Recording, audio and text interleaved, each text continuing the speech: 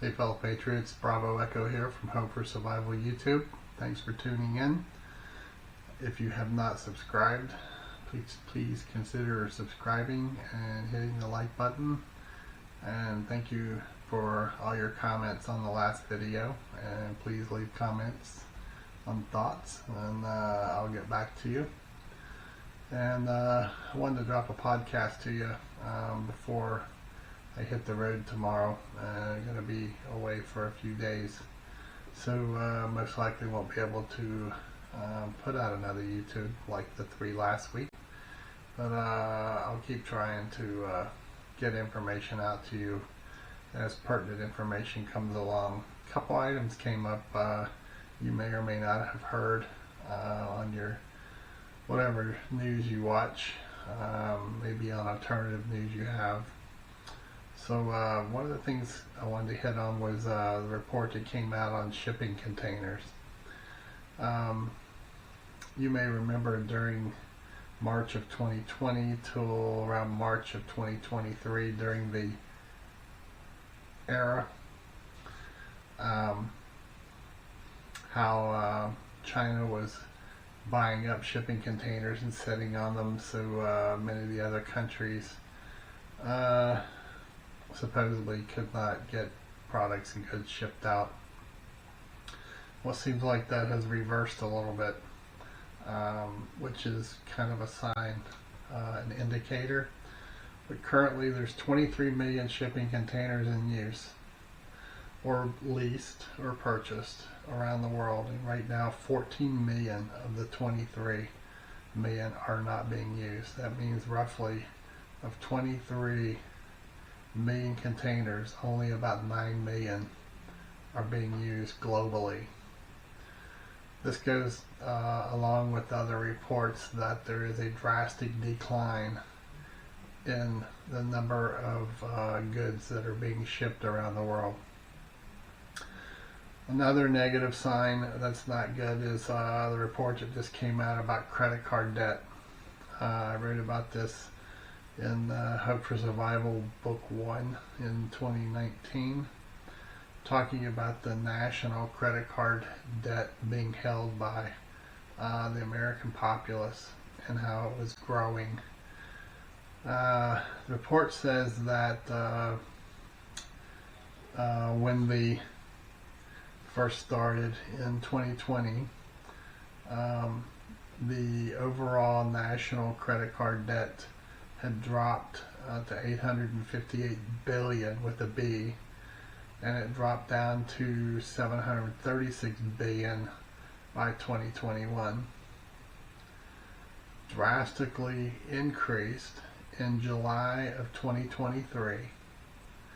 The credit card debt in 1 year went up an additional $250 billion.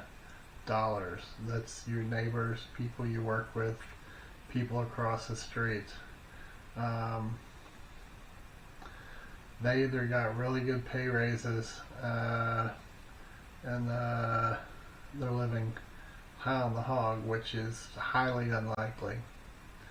But individuals are having to use plastic to live month to month, and then eventually will run out.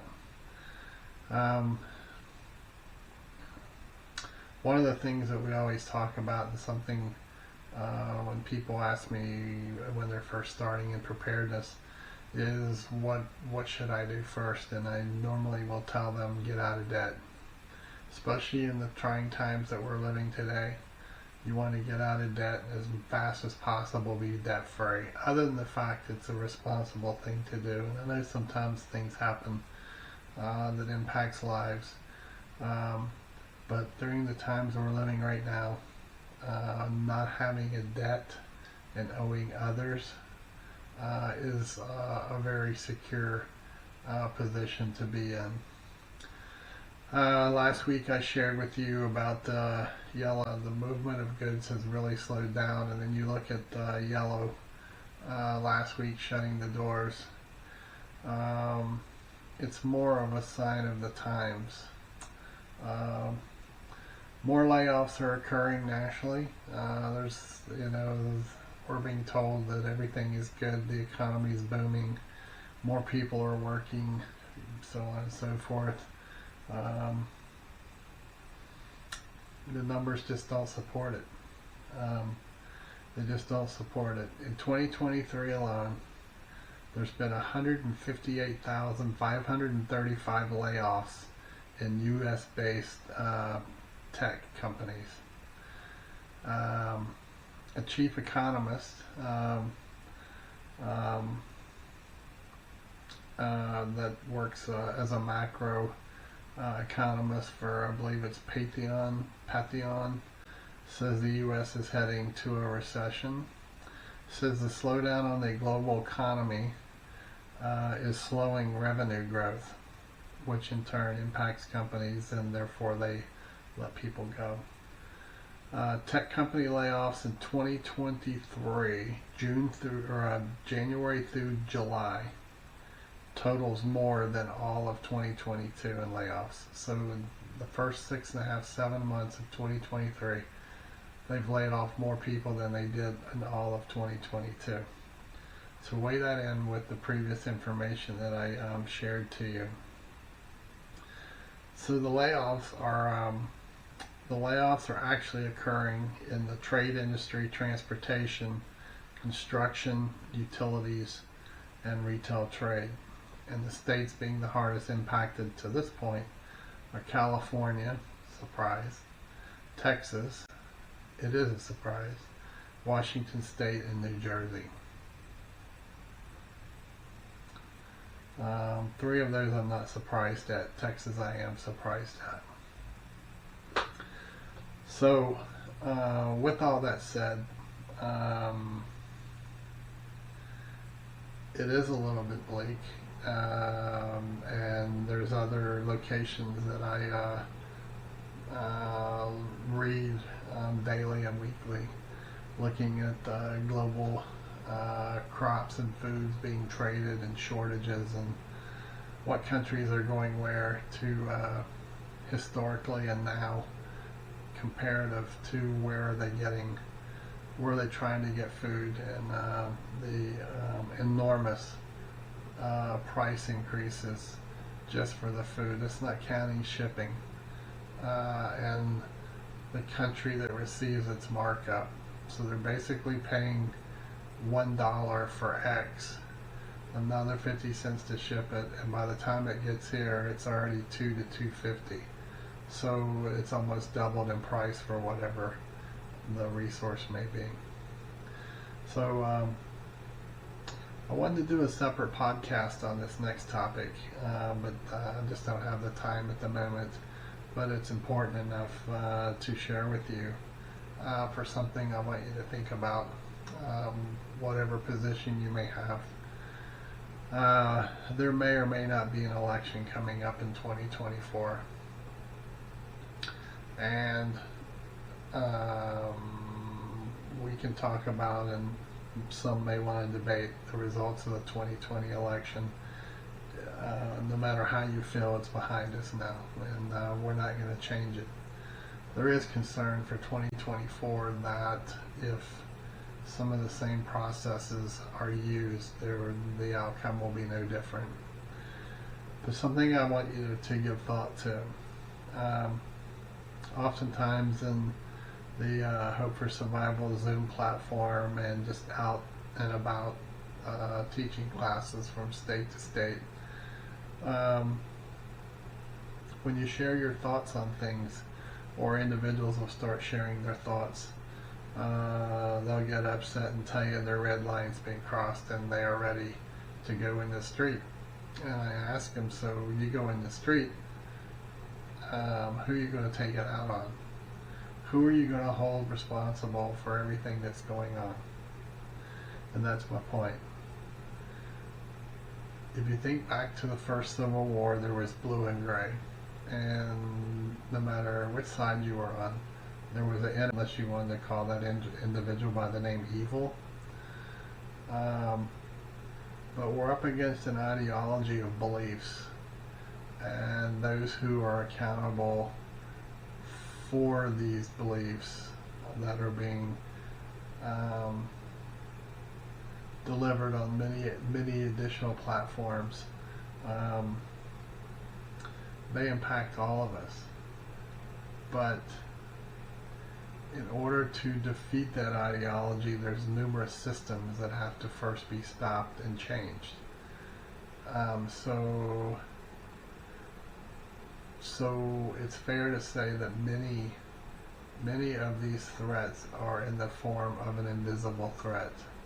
It's things that you do not see, however they can be delivered to your way of life and change or punish your way of life with no recourse on your part. I'm not saying you're defeated, and I'm not saying to give up. I'm trying to get you to understand that it is an ideology. It has been around for many years, and in order to overcome and defeat it, we all have to start at the ground level in our communities and get involved every day to change processes and change people who are pushing this ideology that is going to severely change the way of life that we are used to having. Okay, so many of these ideologies are changing the course of history in such ways that and some elderly folks who would work also in food industries to make ends meet, many of these jobs have been replaced by kiosks where you place your own order when you walk in, or at a table you place your order. You don't really deal with humans. So all these thousands of people are without work, and they are dependent upon this system and this new ideology. Many of our younger people, through the education system and education process, they're being taught this. For those of us who are over 40, for the most part, this is a whole new concept. It is a whole new nugget that we have to learn mentally and then decide, if anything, how do we overcome it. It's only going to get worse. Patrick Wood, in his book Technocracy years back, he talked about this probably 10 years ago. If you're not familiar with Patrick Wood, I would look up his podcast and get in tune with. He's probably the smartest individual I've ever followed dealing with technocracy, transhumanism, and so forth. So I would check him out. I will try to find his website link and put it in the program description box for you. So with all that said, I know many of you think my middle name is 5 Mile Radius, and I'm going to bring it up again, because all these things that I'm telling you that are impacting global, national, and states is going to have impacts on your community. There may be a company in Kansas City or Cleveland or Boston that employs thousands of people, but out in our small communities, we have small businesses that often buy goods from these companies that are going out of business, and it's impacting us on the home front. And when they impact us on the home front, these are folks in our community that may get no notice, no severance, and they lose their benefits. And they may be homeowners or they may be renters. It doesn't matter. But based on what I told you about the credit card debt in America, many of these folks have enormous debt hanging over their heads, and they live payday to payday. And when they have minimal time to plan, they still have that debt. So now they lose their job, they lose their livelihood, they lose the roof over their head, renter or homeowner with a mortgage. Now they're homeless and they're in your community, right? And homelessness is going to lead to crime. It is labeled as crime, but when individuals, especially parents, when they're homeless and they're cold and they have young children and they have no income, when they see their children starving, they're going to revert to pretty much any method possible to get money to buy food. And this is going to impact each of us, and it's going to impact our communities. So again, you need to get past that hurdle, whatever it is that's slowing you up, and you need to start building your community, your 5-mile radius in theory, but work your way out. This is going to be the difference of how you're going to slow down or prevent many of these things that we're talking about. And if you watch podcasts from Appalachia Homestead with Patera, if you watch MD Creekmore, if you listen to Bear Nation, I've been saying it for a couple of years now, talking about the 5-mile radius, and I've written articles in the newsletter about people just aren't preparing. Even people who claim to be patriots, and they sit and they tell you A to Z everything that's wrong. Many of their bark is bigger than their bite. I've said, Festus and I both have commented for a long time, I'm not convinced that patriots will walk past their mailbox to do anything. And it's truly, it's sad, but it's truly showing. I'm not condemning these people. Okay, they must have their reasons on why. But now is the time to figure out who around you is going to stand with you. And it may be individuals with a totally different ideology. When it comes to having food and security to prevent starvation, it'll be amazing how many folks may not agree with your ideology politically, but one thing we all have in common is we need food and we want to be safe. So give that some thought. If you have a difference of opinion, please write it below. I'd be happy to hear your thoughts. So before ending, I want to share a couple more good books with you. This one is by Dr. Art Bradley. It's called Prepper's Instruction Manual, 50 Steps to Prepare for Any Disaster.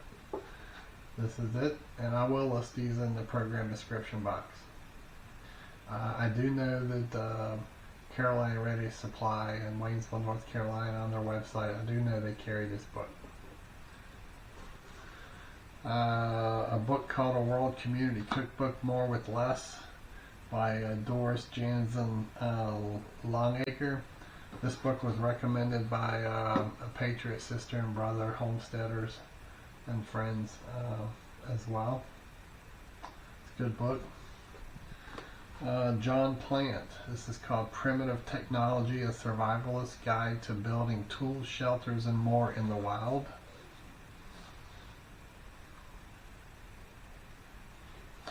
And lastly is another Rosemary, Gladstar. I know our sister Patriot down in Roxborough, North Carolina will love seeing this one. This one's called Medicinal Herbs, A Beginner's Guide. And this is actually, for herbalists, this is actually a really good book to get you started. I'm really fascinated with some of our Hope for Survival, mostly Patriot sisters. There's a few men, but mostly our ladies who are very knowledgeable in the field of herbs. They're great to hang around with and learn from, and they can teach you things that can really help you. So there's some good books to grab hold of if you can. And again, if you haven't subscribed, please reach above and hit the subscribe button. Help us build our YouTube platform. And stay safe out there. Be blessed, and watch out for the weather. I mean, as we learned here in East Tennessee, it doesn't take a whole lot of heads up for the weather to change and be severe. So take care until next time. Bravo Echo out. Thank you for checking out the Hope for Survival YouTube channel.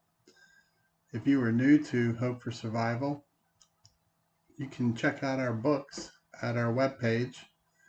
Book 1, which is Hope for Survival, Getting You Prepared for Disasters, and Book 2, Hope for Survival, The Mindset, are both available for order on the website. We also offer the Hope for Survival football stick, which is a memory stick set up as a digital filing cabinet with files already loaded on there for you to digitally copy items such as deeds, auto transcript for ownership, wills, living wills, loans, banking information, items that if your home burned down or you had some form of a disaster, you could have all your important papers already digitally filed on this stick. All you do is simply drag the digital file into the appropriate preset folder so that you'll have it in the event of a disaster. You have to flee your home in a hurry, or also if you're away from home and you need critical information that's personal. If you have your memory stick with you, you can put it in your computer and pull that information up wherever you may be. Again, you can find these items to order at our website, https://www.hopeforsurvival.com, or you can email me at preparedness101@protonmail.com, and I will try to help you out. Again, thanks for checking out the Hope for Survival YouTube channel. Hope to see you again.